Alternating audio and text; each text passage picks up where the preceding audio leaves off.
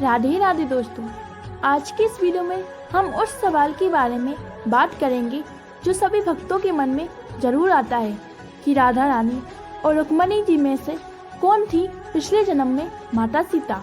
दोस्तों, आज हम पूरे सबूतों के साथ इस सवाल का जवाब देंगे। दोस्तों, आइए हम बात करते हैं उन ग्रंथों में जहाँ रुक्मणी जी को माता सीता का अवतार बताया जाता है। दोस्तों, विष्णु पुराण सबसे पुराना ग्रंथ है और इसमें देवी रुक्मणी को भगवान राम की पत्नी माता सीता का अवतार बताया गया है। दोस्तों, लक्ष्मी स्तोत्र और सहस्त्र नाम में भी देवी रुक्मणी को माता लक्ष्मी का अवतार बताया गया है। लक्ष्मी तंत्र और वेंकटेश्वर वैभवम यादवम व्युद्धमा और आदि शंकराचार्य ने माँ भगवती देवी रुक्मणी को माता लक्ष्मी के रूप में बताया गया है और रुक्मणी श्रेष्ठ नाम जो कि स्कंद पुराण का ही भाग है, उसमें भी माता रुक्मणी को देवी लक्ष्मी का अवतार के साथ साथ माता सीता का अवतार के रूप में वर्णित किया गया है। अगर हम भक्ति की बात करें तो अन्नमाचार्य तीर्थम और त्यागराज तीर्थम और यहाँ तक कि तुकाराम जी ने भी भगवान श्री कृष्ण की पत्नी देवी रुक्मणी को माता सीता का पुनर्जन्म बताया गया है। अब दोस्तों, पद्म पुराण इस बारे में क्या कहता है? अगर हम पद्म पुराण की बात करें तो उसका उत्तराखंड इस बात का उल्लेख करता है कि राजा भीष्मक की बेटी और विदर्भ की गोलव श्री माता रुक्मणी का भगवान श्री राम की संगनी होने और उनका साथ देने के रूप में उल्लेख मिलता है। और दोस्तों, रुक्मणी अष्टकम में भी ये बताया गया है कि आप ब्रह्मांड की देवी हैं, आप जानकी देवी हैं, अर्थात माता सीता हैं। अब सबसे महत्वपूर्ण प्रमाण जो इस शाश्वत सत्य को पूरी तरह से स्थापित करता है कि रुक्मणी देवी ही अपने पिछले जन्म में माता सीता थी। भगवान हनुमान जो भक्त शिरोमणि है और जो सिया राम के सबसे बड़े भक्त हैं, इस संसार में उनसे बड़ा भक्त कोई हो ही नहीं सकता। दोस्तों, जब हनुमान जी क्रोध में द्वारका आए तो वे श्री कृष्ण से लड़ना चाहते थे क्योंकि वो अपने प्रभु को जानने में असमर्थ थे। लेकिन जैसे ही हनुमान जी ने माता रुक्मणी को देखा तो एक क्षण भी नहीं लगा उन्हें माता सीता के रूप में पहचानने में। दोस्तों, एक बालक अपनी माँ को पहचानने में असमर्थ हो सकता है? ये तो संभव ही नहीं है। और दोस्तों, हनुमान जी ने स्वयं ही माता रुक्मणी को माता सीता की मान्यता दी। और दोस्तों, जब उन्हें ये पता चला कि वे अपने प्रभु को पहचान न सके तो वे प्रभु सिया राम के चरणों में गिर गए और उनसे क्षमा मांगने लगे, हे प्रभु, मैं आपको इस रूप में पहचान न सका। साक्षात रुक्मणी के रूप में माता सीता ही थी जिन्होंने हनुमान जी के क्रोध को नियंत्रित किया। दोस्तों, माता रुक्मणी के सिर्फ एक शब्द पुत्र, इस एक शब्द ने हनुमान जी के क्रोध को शांत कर दिया और वो जोर जोर से जय श्री राम का नारा लगाते हुए रोने लगे।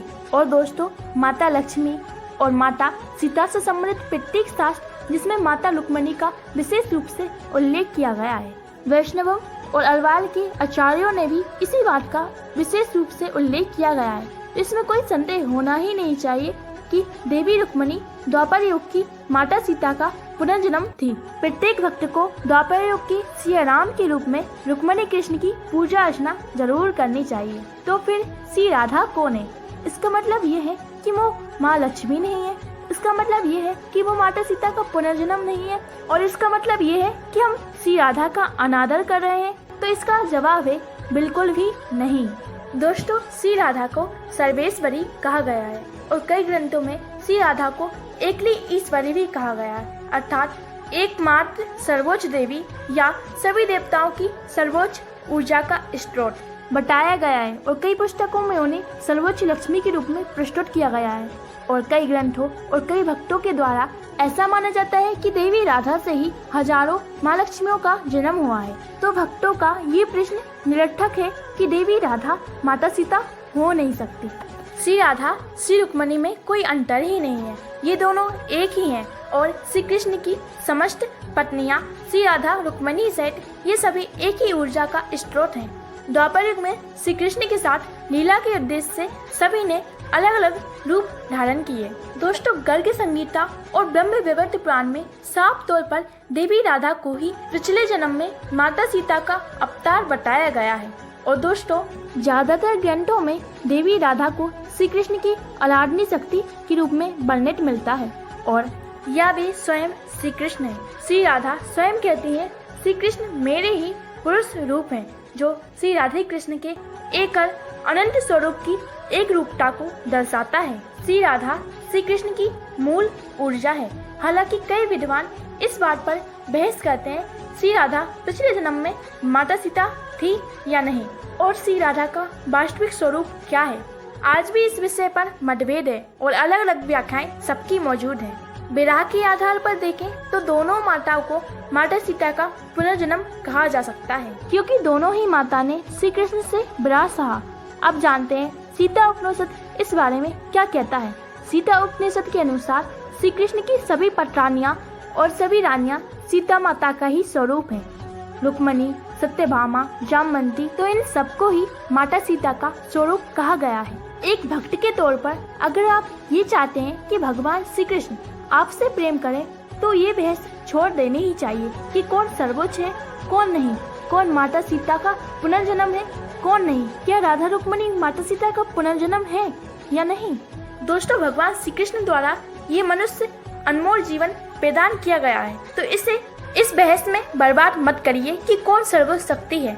दोस्तों, प्रेमानंद महाराज जी कहते हैं कि सभी परम तत्व हैं, लेकिन उनकी लीलाएं अलग अलग हैं। एक भक्त के तौर पर सभी अपने आराध्य को सबसे सर्वोच्च मानता है।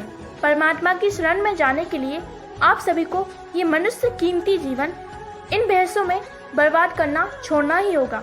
दोस्तों, आप एक क्षण के लिए अपने आप से एक प्रश्न पूछिए, अगर साक्षात भगवान श्री कृष्ण आपके सामने प्रकट हो जाएं और वो राधा रुक्मणी को सिर्फ जीवात्मा कहें, कोई देवी का अवतार ना कहें, तो आप उनकी भक्ति करना छोड़ देंगे? क्या आप उनसे प्रेम करना छोड़ देंगे? अगर आपका जवाब है हाँ, तो मुझे क्षमा करें, ये भक्ति और प्रेम है ही नहीं। प्रेम कभी ये नहीं दिखता कि कौन सर्वोच्च है, कौन नहीं। भक्ति में ये शर्त कभी नहीं रखी जाती कि हम सर्वोच्च की ही पूजा करेंगे। एक मनुष्य होने के कारण इस बात को हमेशा ध्यान में रखिए कि किसी देवी को सर्वोच्च मानना या ना मानना हमारा काम नहीं है, और मनुष्य होने के नाते हमारी इतनी क्षमता भी नहीं है किसी को सर्वोच्च माने, किसी को निम्नतम। दोस्तों, एक मनुष्य होने के नाते हमारा काम सिर्फ इतना है कि हम दया करने के लिए सिर्फ कहना है, ताकि हम भगवान श्री कृष्ण की चरणों की सेवा कर सकें। फिर से याद रखिए दोस्तों, एक सच्चा भक्त तभी है जब वह श्री कृष्ण के साथ किसी भी रानी को देखे तो उसमें उन्हें सिया राम की छवि दिखाई दे, चाहे वे राधे कृष्ण हो या माँ रुक्मणी, माँ सत्यभामा, माँ लक्ष्मणा, माँ कालिंदी या श्री कृष्ण की 16,108 रानियाँ। आपको उन सभी में सीता राम की छवि दिखने लगे। क्या आप उन सभी में से एक हैं? दोस्तों, ये हमें कमेंट करके बताइए।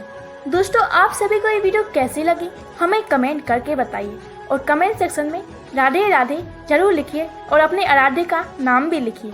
दोस्तों, इस चैनल को सब्सक्राइब करना मत भूलिए और ऐसे ही रोचक कथाएं सुनने के लिए हमारे चैनल से जुड़ जाइए। राधे राधे।